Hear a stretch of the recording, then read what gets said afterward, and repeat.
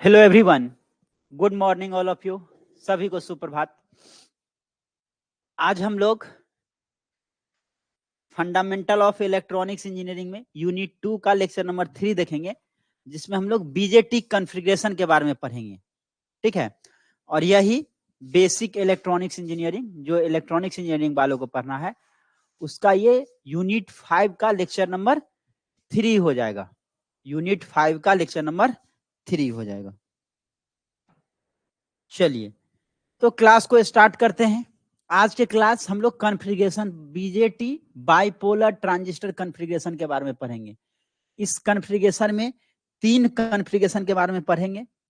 Bipolar transistor configuration, 3 configuration के बारे में हम लोग पढ़ेंगे। ये 3 कॉन्फ़िगरेशन क्या क्या होने वाला है? तो सर ये 3 कॉन्फ़िगरेशन जो है कॉमन बेस कॉन्फ़िगरेशन या connection, both are same. Common emitter connection और कॉमन कलेक्टर कनेक्शन, 3 तरह का कनेक्शन जो है किया जाता है। इसका नाम क्यों पड़ा common base connection, common emitter connection और कॉमन कलेक्टर कनेक्शन? क्योंकि हम लोग जानते हैं ट्रांजिस्टर में 3 टर्मिनल होता है, बेस, इमीटर और कलेक्टर। तो बेस टर्मिनल अगर कॉमन होगा इनपुट साइड और आउटपुट साइड दोनों के लिए, तो वैसे कॉन्फ़िगरेशन को हम लोग कॉमन बेस कनेक्शन बोलते हैं। मतलब बेस जो है कॉमन है, किसके लिए? इनपुट साइड और आउटपुट साइड दोनों के लिए कॉमन बेस जो है कॉमन होगा, तो उसको हम लोग कॉमन बेस कनेक्शन बोलेंगे। कॉमन इमीटर कनेक्शन में क्या होगा?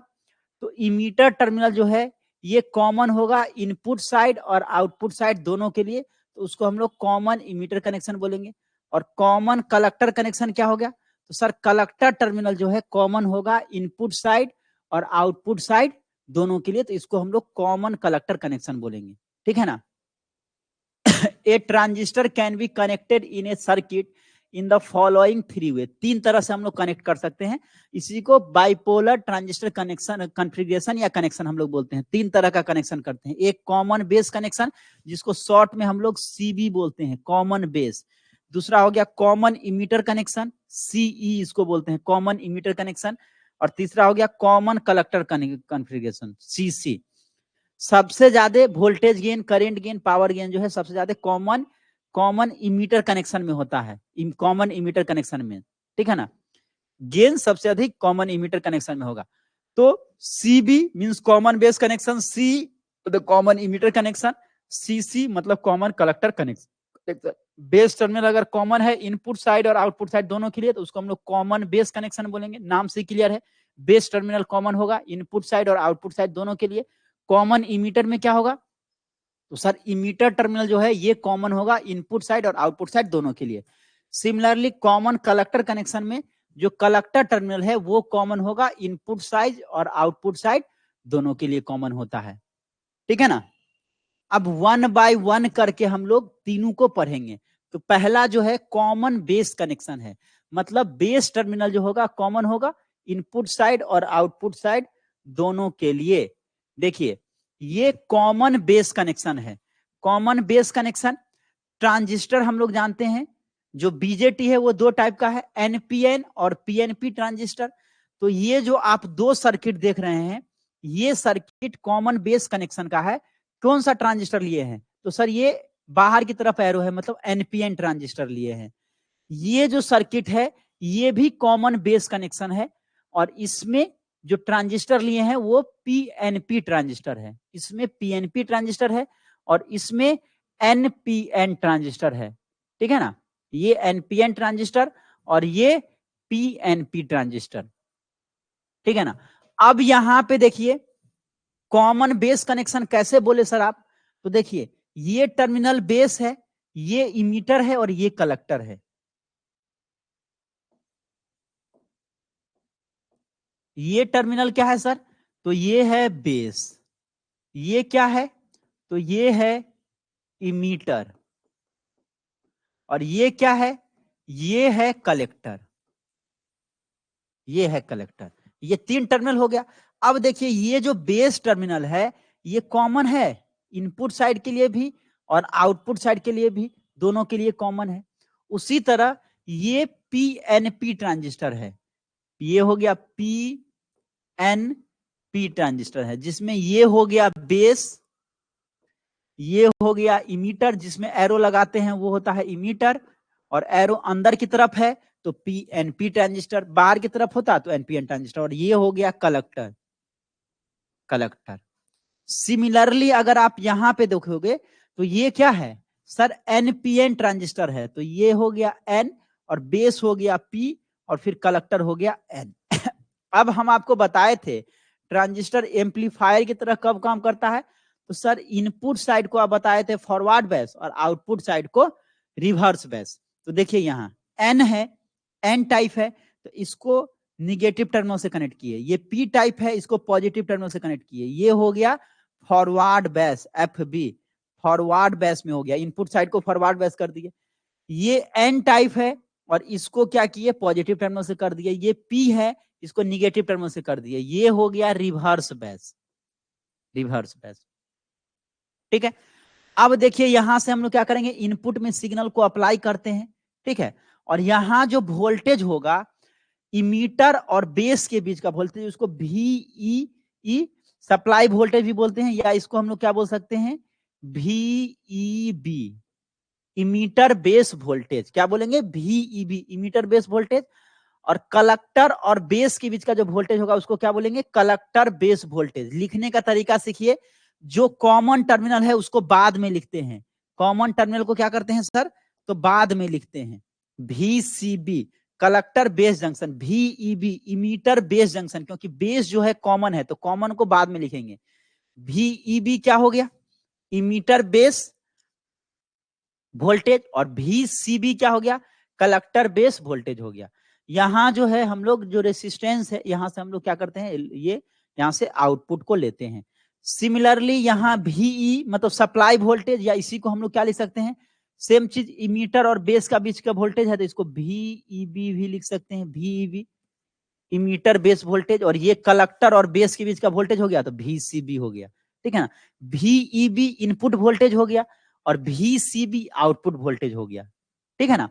तो कॉमन बेस कनेक्शन में, कॉमन बेस CB में लिखते हैं, कॉमन बेस कनेक्शन में इनपुट वोल्टेज और आउटपुट वोल्टेज क्या होगा, सिमिलरली इनपुट करंट और आउटपुट करंट क्या होगा। तो देखिए इनपुट करंट जो है इसमें क्या हो जाएगा, इमीटर करंट हो जाएगा, और आउटपुट करंट क्या हो जाएगा, कलेक्टर करंट हो जाएगा।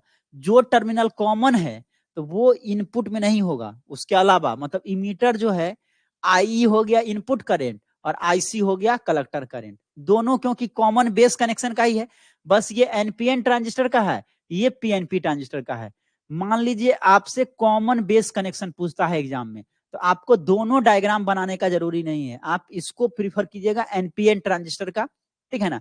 एनपीएन और पीएनपी ट्रांजिस्टर में हम लोग मोस्टली एनपीएन ट्रांजिस्टर को प्रीफर करते हैं, क्योंकि एन टाइप में क्या होता है, इलेक्ट्रॉन्स होता है मेजॉरिटी में, और इलेक्ट्रॉन्स का जो मोबिलिटी होता है वो होल्स से ज्यादा होता है, मतलब कंडक्शन जो होगा एनपीएन ट्रांजिस्टर में ज्यादा अच्छे होगा, तो एनपीएन को प्रीफर करेंगे।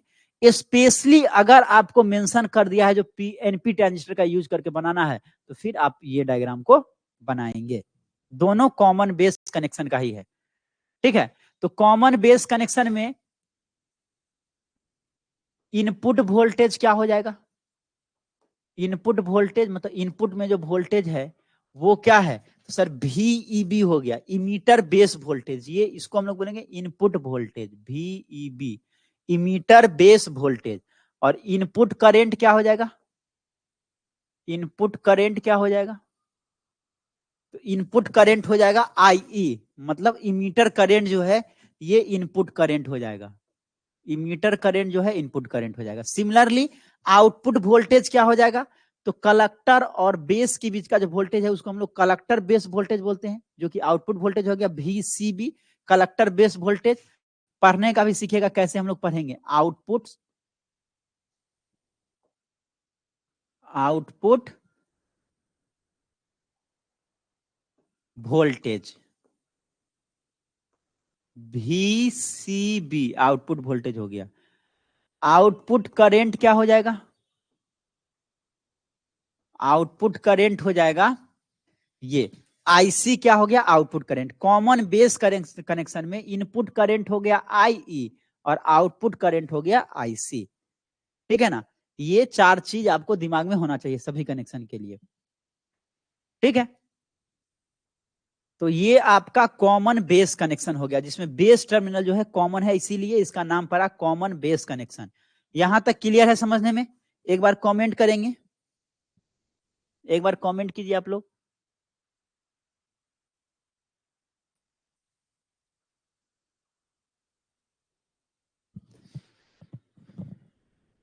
तो ये है कॉमन बेस कनेक्शन, इसी के बारे में पढ़ेंगे। देखिए, एक आप अगर समझ जाते हैं अच्छे से तो बाकी सारा कनेक्शन आपको समझ में आ जाएगा, ठीक है ना। बस एक को अच्छे से समझना है, ठीक है ना।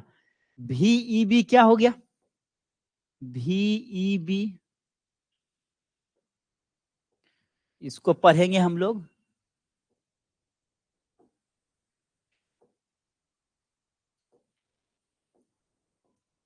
VEB हो गया emitter base voltage, emitter base voltage, emitter base voltage VEB। VCB क्या हो गया?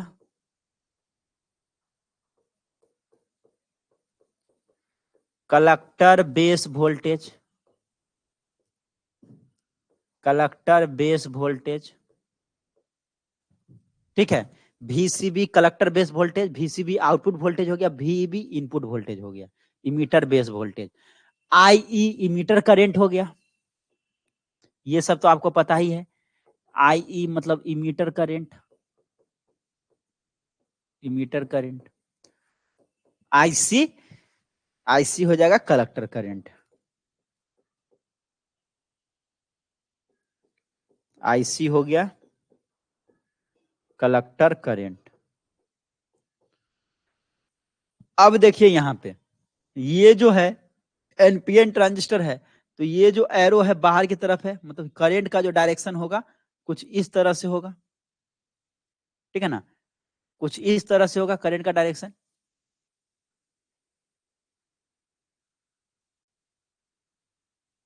और इसमें देखिए ये अंदर की तरफ है, ये डायरेक्शन ही दिखाता है, तो ये अंदर की तरफ है, तो इस तरह से जो है होगा,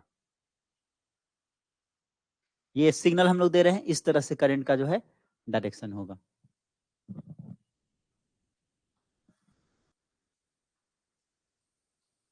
चलिए ये डायग्राम क्लियर है। अब इसी को हम लोग पढ़ना है। एज द नेम सजेस्ट, मतलब कॉमन बेस कनेक्शन की बात करते हैं, नाम से क्लियर है।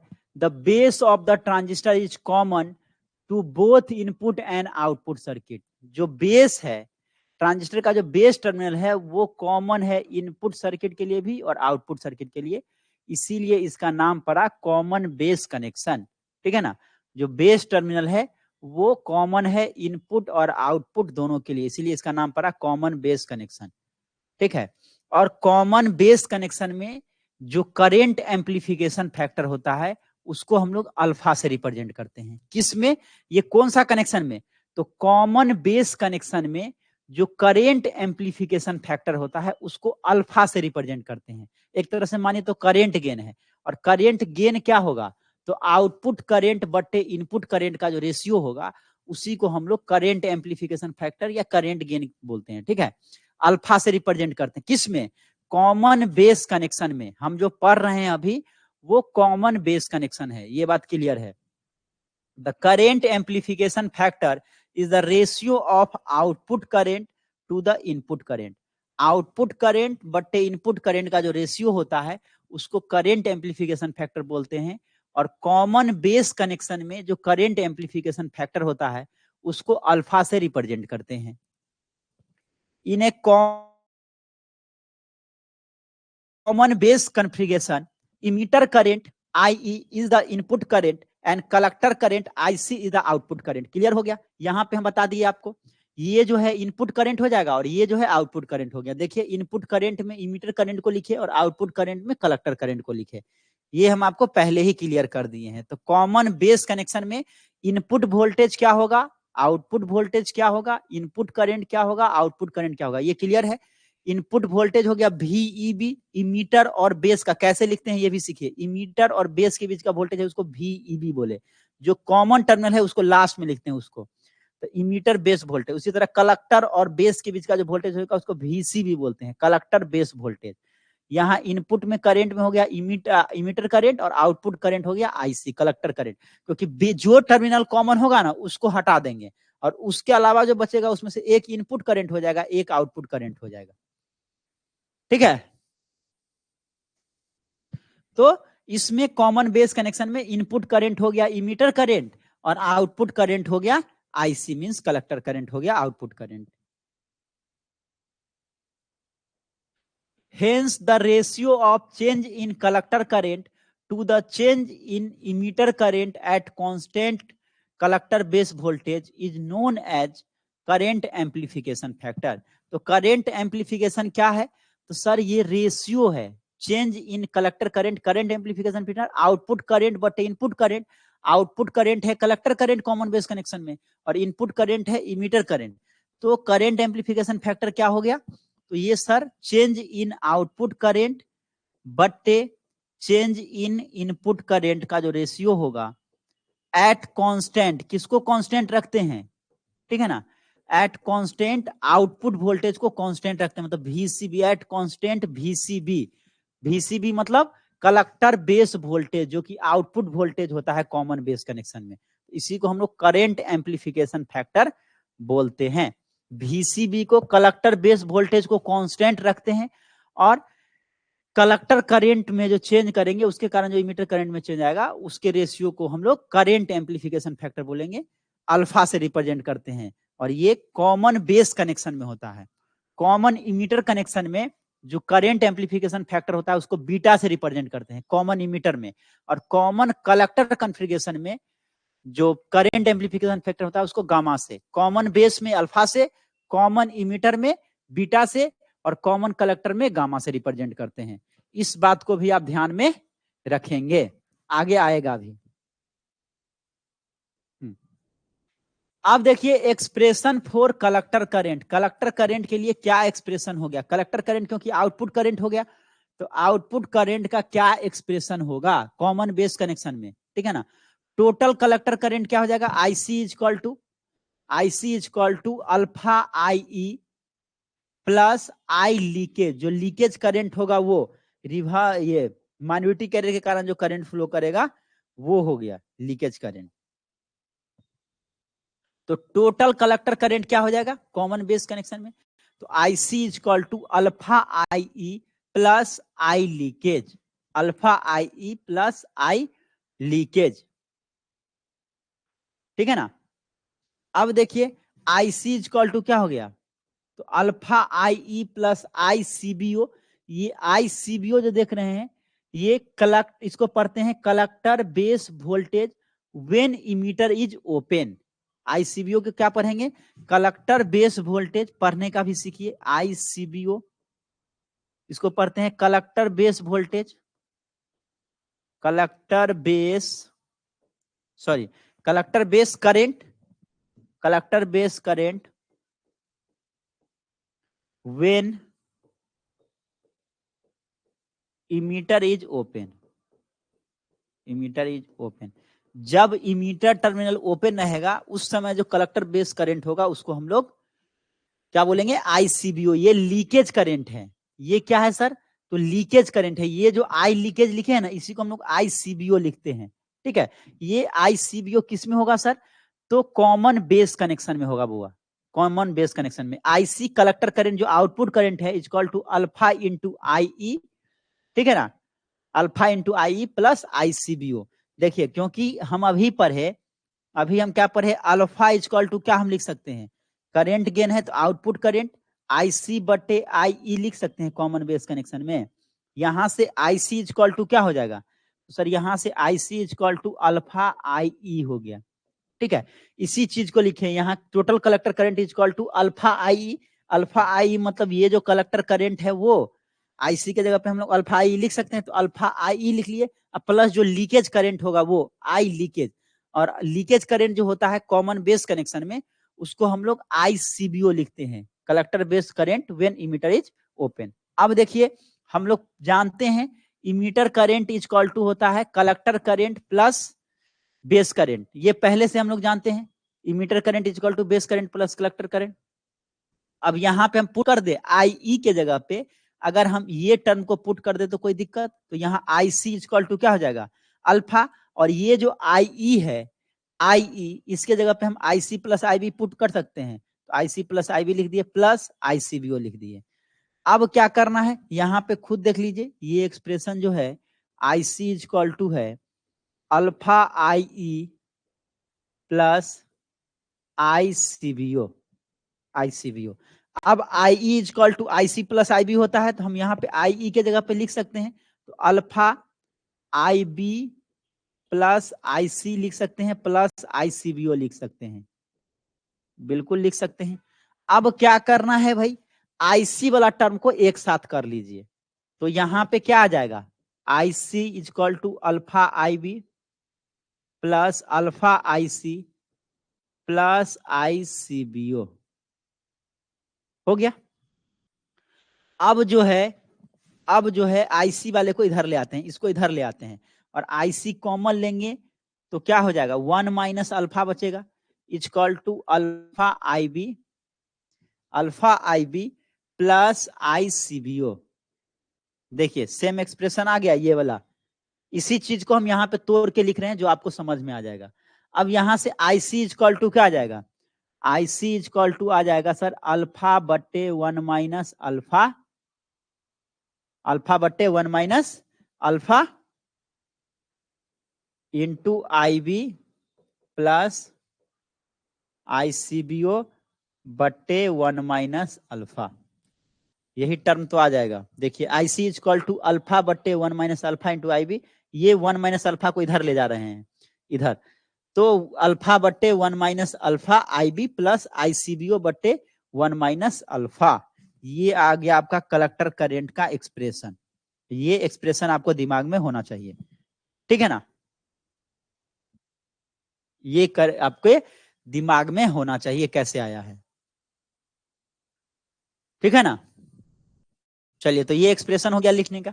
अब देखिए क्वेश्चन में क्या कह रहा है, in a common base connection, common base connection में कह रहा है, कॉमन बेस कनेक्शन अभी हम लोग पढ़े, the emitter current is 1 milli ampere, emitter current कितना दिया हुआ है, तो sir 1 milli ampere emitter current दिया हुआ है।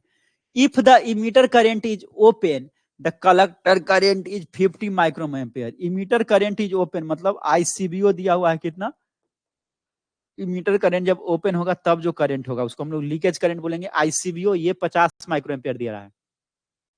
Find the total collector current given that alpha दिया हुआ है, अल्फा दिया हुआ है 0.92, कह रहा है टोटल कलेक्टर करंट निकालना है, कॉमन बेस कनेक्शन है। अभी हम लोग देखे total collector current is equal to क्या है, टोटल कलेक्टर करंट, देखिए यहां अभी हम देखे हैं total collector current is equal to क्या होता है कॉमन बेस कनेक्शन में, IC is equal to alpha I E plus I leakage, और इसी को हम लोग IC is equal to alpha I E plus I CBO लिखे, मतलब ये वाला लिख देंगे, ये वाला टर्म को लिख दीजिए, तो आईसी इज इक्वल टू क्या आया alpha I E plus I CBO, put कर दीजिए, अल्फा का वैल्यू है 0.92 इंटू 1 मिली एम्पेयर है, प्लस आईसीबीओ कितना है तो 50 माइक्रो एम्पेयर है, ठीक है ना, और 50 माइक्रो एम्पेयर है, इसको मिली एम्पेयर में करेंगे तो क्या हो जाएगा, क्योंकि ये है आपका मिली एम्पेयर, तो 50 माइक्रो एम्पेयर जो है ये कितना के बराबर हो जाएगा, 1 मिली एम्पेयर बराबर 10 टू द पावर -3 एम्पेयर के बराबर होता है, और 1 माइक्रो एम्पेयर जो है 10 टू द पावर -6 एम्पेयर के बराबर होता है, तो 1000 से गुना हो जाएगा, या ये मिली एम्पेयर है इसी को माइक्रो में कर लेते हैं, तो 1 मिली एम्पेयर बराबर कितना हो जाएगा 1000 माइक्रो एम्पेयर के बराबर हो जाएगा। अब यहाँ पे 1000 से कर देते हैं, दोनों को माइक्रो एम्पेयर में कर लिए, एक यूनिट में कर लिए दोनों को, अब कितना आ जाएगा ये 920 प्लस 50, ये क्या हो गया सब माइक्रो एम्पेयर में हो गया, 920 और 50 तो 970 माइक्रो एम्पियर हो गया। 970 माइक्रो एम्पियर हो गया। क्लियर है? क्वेश्चन में गिवन दिया हुआ था, इमीटर करंट दिया हुआ था, और ये कह रहा है if the emitter circuit is open, emitter circuit open है तब जो कलेक्टर करंट है जिसको लीकेज करंट बोलते हैं, आईसीबीओ 50 माइक्रो एम्पियर, अल्फा दिया हुआ है, फार्मूला लगा करके पुट कर दिए, क्योंकि यहाँ पे मिली एम्पियर था, ये माइक्रो एम्पियर था, तो इसको भी हम माइक्रो एम्पियर में कर लिए। 1 मिली एम्पियर बराबर 1000 माइक्रो एम्पियर हो जाएगा, और दोनों माइक्रो एम्पियर में हो गया, तो इसको कैलकुलेट कर लिए। आई होप आप लोग को समझ में आ गया होगा। ठीक है ना? नेक्स्ट है characteristics of common base connection. ये क्वेश्चन बार बार आपसे पूछेगा। ठीक है ना? कॉमन बेस कनेक्शन का, या कॉमन इमीटर कनेक्शन का, या कॉमन कलेक्टर कनेक्शन का आपको क्या कहेगा? कैरेक्टरिस्टिक्स बताने के लिए। ठीक है ना? तो कैरेक्टरिस्टिक्स में हम लोग 2 कैरेक्टरिस्टिक्स पढ़ेंगे, एक इनपुट कैरेक्टरिस्टिक्स पढ़ेंगे और एक आउटपुट कैरेक्टरिस्टिक्स पढ़ेंगे। तो इनपुट कैरेक्टरिस्टिक्स इनपुट वोल्टेज और इनपुट करंट के बीच में होगा, जो कि हम आपको कॉमन बेस कनेक्शन में बताए। इनपुट करंट क्या होता है? कॉमन बेस कनेक्शन में इनपुट करंट होता है सर इमीटर,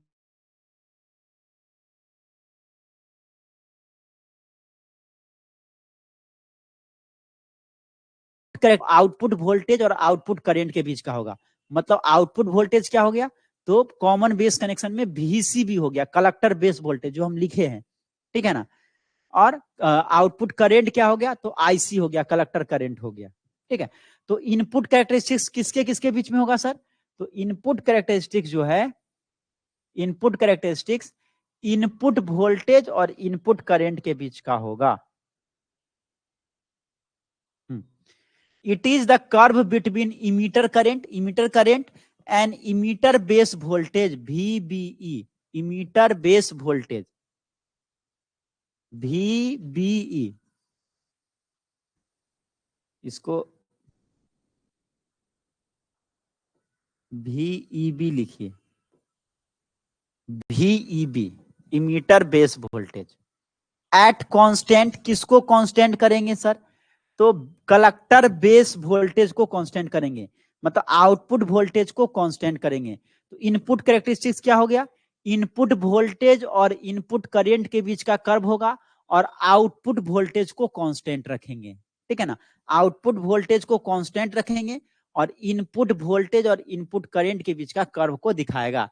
और ये आप अपने लैब में कर सकते हैं, जो आपके कॉलेज का लैब है उस लैब में आप आसानी से इसको परफॉर्म कर सकते हैं। बहुत ही इंपॉर्टेंट है, बहुत आसान है, आप अपने कॉलेज में परफॉर्म करके इसको देख सकते हैं। ठीक है ना? ये देखिए, इधर हम VEB ले लिए, ये क्या हो गया सर? तो ये है सर इमीटर बेस वोल्टेज, मतलब ये इनपुट वोल्टेज है, इसको हम सिंपली बोले तो ये क्या है सर? इनपुट वोल्टेज है, ये इनपुट वोल्टेज है VEB, emitter base voltage input voltage हो गया, इनपुट वोल्टेज हो गया, और ऊपर में इनपुट करंट है IE। तो इनपुट वोल्टेज और इनपुट करंट का बीच का कर्व होता है, ये क्या है? इनपुट कैरेक्टरिस्टिक्स दिखा रहा है। ठीक है ना? इनपुट कैरेक्टरिस्टिक्स है। तो इनपुट कैरेक्टरिस्टिक्स हम क्या बताए आपको? इनपुट वोल्टेज और इनपुट करंट के बीच का कर्व होगा, और आउटपुट वोल्टेज को कांस्टेंट रखते हैं। ठीक है ना? आप ऐसे ही सिमिलरली लैब में परफॉर्म कर सकते हैं। इसको क्या करना है आपको? जो output voltage collector base voltage है उसको कांस्टेंट रखना है। मान लीजिए एक बार हम 10 वोल्ट पे रखते हैं, कलेक्टर बेस वोल्टेज को 10 वोल्ट पे उसको छोड़ दिए। उसके बाद हम लोग क्या करेंगे? जो इमीटर बेस वोल्टेज है उसको चेंज करेंगे, बढ़ाएंगे, नॉब टाइप से रहता है, उसको इंक्रीज करेंगे, और इमीटर करंट में जो चेंजिंग आएगा उस चेंज को हम लोग नोट करेंगे। देखिए किस तरह से जो है ग्राफ आता है। हम लोग क्या करेंगे? इमीटर बेस वोल्टेज को बढ़ाएंगे, इनपुट वोल्टेज को बढ़ाएंगे, और इनपुट करंट में जो चेंजिंग आएगा उस चेंजिंग को नोट करेंगे, तो कुछ इस तरह का ग्राफ आएगा। फिर हम लोग सेकेंड केस में क्या करेंगे? जो कलेक्टर वोल्टेज है उसको 0 वोल्ट से बढ़ा करके अब 10 वोल्ट पे कर दिए, उसको 10 वोल्ट पे करके छोड़ दिए, कांस्टेंट कर दिए। अब इनपुट वोल्टेज जो है इमीटर बेस वोल्टेज, इसको बढ़ा रहे हैं, और आउटपुट करंट में इनपुट करंट में जो चेंज आ रहा है इमीटर करंट में उसको नोट कर रहे हैं। तो कुछ इस तरह का ग्राफ आएगा। मतलब इनपुट कैरेक्टरिस्टिक्स जो है इनपुट वोल्टेज और इनपुट करंट के बीच का कर्व है, और आउटपुट वोल्टेज जो है कलेक्टर बेस वोल्टेज उसको कांस्टेंट रखते हैं। ठीक है, क्लियर है? कुछ इस तरह का ग्राफ आपको आएगा। वाई एक्सिस पे करंट को रखे हैं जो कि इनपुट करंट है, एक्स एक्सिस पे इनपुट वोल्टेज को रखे हैं, और जो आउटपुट वोल्टेज है उसको कांस्टेंट रखे हैं। मतलब इनपुट कैरेक्टरिस्टिक्स क्या होगा? तो सर इनपुट वोल्टेज और इनपुट करंट के बीच का कर्व होगा, और आउटपुट वोल्टेज को कांस्टेंट रखेंगे। बार बार क्यों बोल रहे हैं सर एक ही चीज? क्योंकि यही चीज कॉमन इमीटर कनेक्शन में भी आएगा, यही चीज कॉमन कलेक्टर कनेक्शन में भी आएगा। तो एक अभी आप समझ लेते हैं, एक अभी समझ लेते हैं तो आपको कॉमन इमीटर समझना आसान हो जाएगा, और कॉमन कलेक्टर भी आपके लिए आसान हो जाएगा।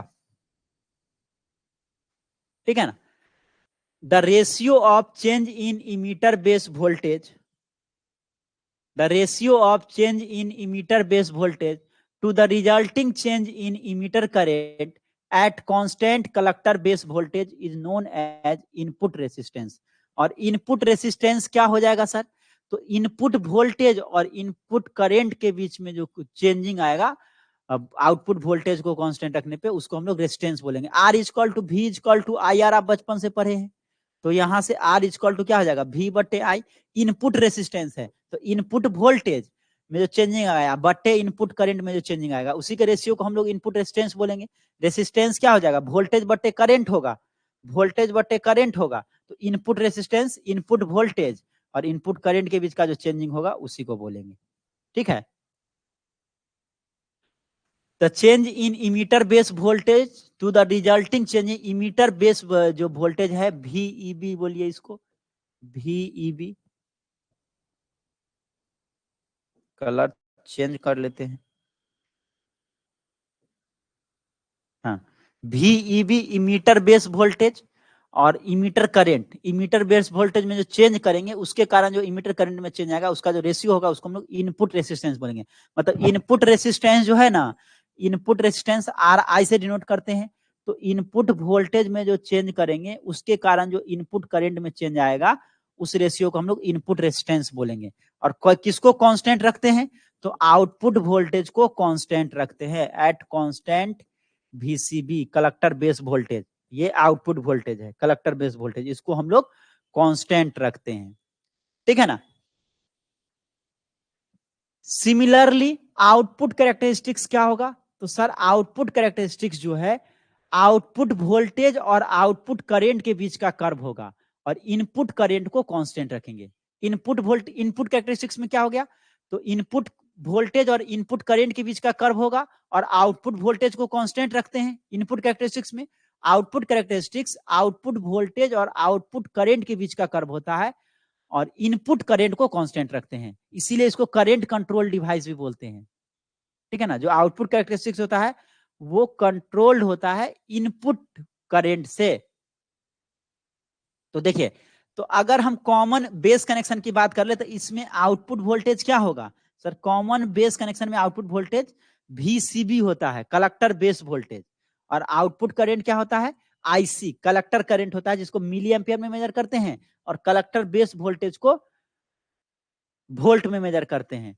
VCB ये हो गया कलेक्टर बेस वोल्टेज, ये आउटपुट वोल्टेज हो गया, आउटपुट वोल्टेज हो गया कॉमन बेस कनेक्शन में, और IC क्या हो गया? ये आउटपुट करंट हो गया। तो आउटपुट कैरेक्टरिस्टिक्स आउटपुट वोल्टेज और आउटपुट करंट के बीच का कर्व होगा, और इनपुट करंट को कांस्टेंट रखेंगे। देखिए, अब यहाँ पे हम लोग एक्स एक्सिस पे आउटपुट वोल्टेज ले लिए, वाई एक्सिस पे आउटपुट करंट को ले लिए। ठीक है, अब यहाँ इमीटर करंट का वैल्यू 0 मिली एम्पियर रखे, इमीटर करंट जो है इनपुट करंट को 0 मिली एम्पियर रखे, तब देखते हैं जो कलेक्टर करंट में जो चेंज कर रहे हैं आउटपुट करंट में, उसके कारण जो है कलेक्टर बेस वोल्टेज में जो चेंज कर रहे हैं उसके कारण करंट में क्या, कलेक्टर करंट में क्या चेंजिंग आ रहा है उसको नोट करें।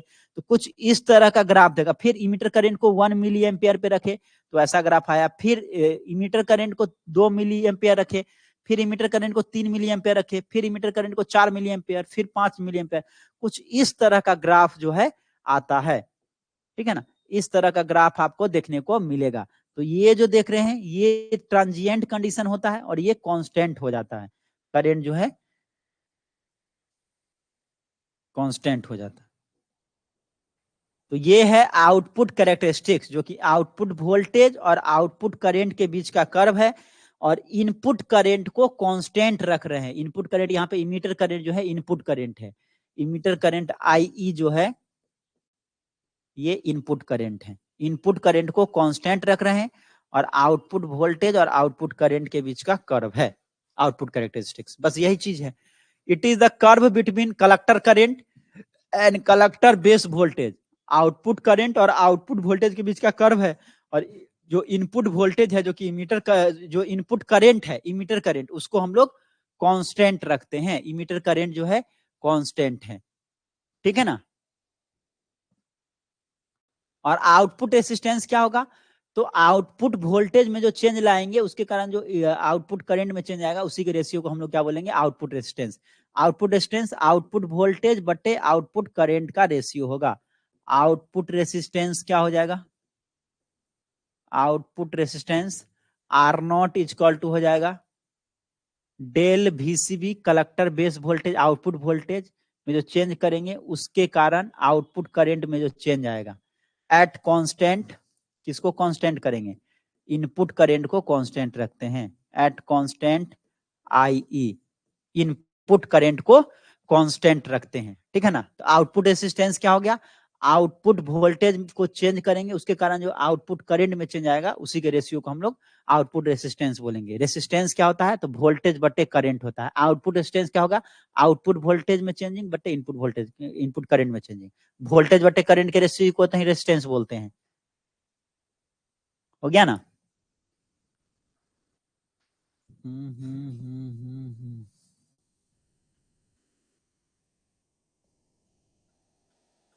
हाँ, अब क्वेश्चन देखिए, कह रहा है in a common base connection. Common base connection में IC दिया हुआ है, इस तरह से IC को लिखेंगे। IC दिया हुआ है 0.95 मिली एम्पेयर, IC दिया हुआ है 0.95 मिली एम्पेयर, एंड IB दिया हुआ है 0.05 मिली एम्पेयर, ठीक है। कह रहा find the value of alpha. Alpha का वैल्यू फाइंड करने के लिए कह रहा। अल्फा क्या होता है, तो sir alpha current amplification factor होता है कॉमन बेस कनेक्शन में, जो कि आउटपुट करेंट बट्टे इनपुट करेंट का रेशियो होता है। और कॉमन बेस कनेक्शन में आउटपुट करेंट क्या होता है, IC होता है, और इनपुट करेंट क्या होता है, IE होता है। IC हमको दिया हुआ है, IE पहले फाइंड कर लेते हैं, ठीक है ना। तो एक रिलेशन हम लोग जानते हैं, IE इक्वल टू क्या होता है, IB प्लस IC होता है सर, ये रिलेशन तो हम लोग को पता है। अब IB हो गया 0.05 मिली एम्पेयर प्लस IC कितना है, तो IC है sir 0.95 milli ampere, 0.95 milli ampere, ये 1 मिली एम्पेयर के बराबर आ जाएगा। इमीटर करंट जो है 1 मिली एम्पेयर के बराबर आ जाएगा, ठीक है ना। अब निकाल दीजिए अल्फा इक्वल टू IC कितना है, IC 0.95 मिली एम्पेयर, अब बट्टे IE कितना आ गया, 1 milli ampere. Milli ampere cut गया, अल्फा इक्वल टू 0.95 आ गया।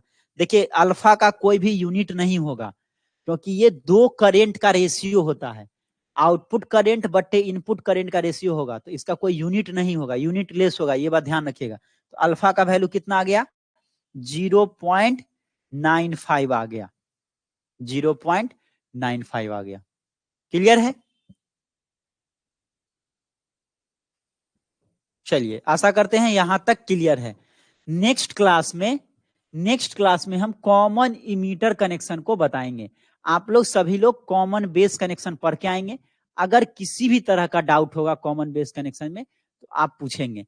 कॉमन बेस कनेक्शन अगर आपको अच्छे से समझ में आ गया तो कॉमन इमीटर कनेक्शन और कॉमन कलेक्टर कनेक्शन दोनों सेम है, जैसे जैसे है इनपुट कैरेक्टरिस्टिक्स, उसमें भी इनपुट वोल्टेज इनपुट करंट के बीच का कर्व होगा, आउटपुट वोल्टेज को कांस्टेंट रखेंगे। आउटपुट कैरेक्टरिस्टिक्स में आउटपुट करंट और आउटपुट वोल्टेज के बीच का कर्व होगा, इनपुट करंट को कांस्टेंट रखेंगे। तीनों में सेम चीज होगा। करंट गेन इसमें अल्फा हो गया, कॉमन इमीटर में बीटा हो जाएगा, वो भी रेशियो होगा आउटपुट वोल्टेज बटे इनपुट वोल्टेज, आउटपुट करंट बटे इनपुट करंट का रेशियो होगा। और कॉमन कलेक्टर में जो करंट गेन होगा उसको गामा से रिप्रेजेंट करेंगे। मतलब एक कनेक्शन अगर आपको समझ में आ गया तो सभी कनेक्शन आपको समझ में आ जाएगा, ठीक है ना, सब एक दूसरे से कोरिलेटेड है। तो नेक्स्ट क्लास में हम कॉमन इमीटर कनेक्शन को स्टार्ट करेंगे। तो मिलते हैं नेक्स्ट क्लास में, आज के लिए इतना ही। Thank you everyone.